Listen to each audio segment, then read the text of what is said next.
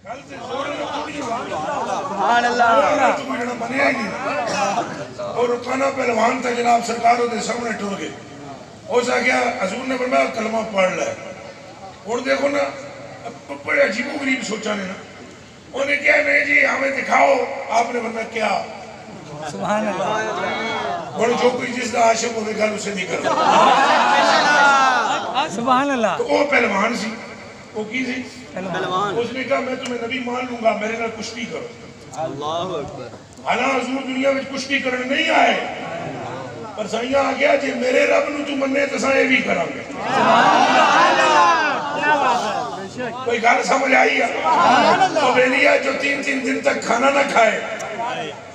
حضور نے فرمایا جی میرے رب نو تو مان جائیں تو سیئے بھی کریں گے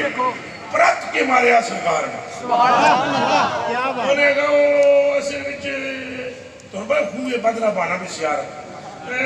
اصل وچ گالے سی میں کچھ سمجھے آنے سی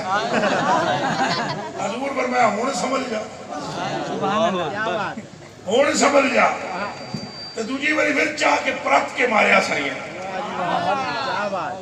اللہ دی قسمیں اٹھان دے چمڑے دے پیر تردہ سی گنا تے 40 بندیاں نو آدھا سی کھچو ہے تو بندے کہاں دے چمڑا کھچنے سن 40 رل کے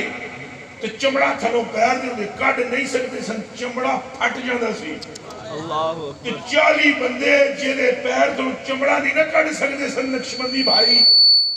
مصطفیٰ پیارے نے اسے یوں کر کے پٹک کے مارا گل زور دی تھے نہیں نا گل ساری پھر بولو گل ساری نہ آر دیئے نہ او پار دیئے گل ساری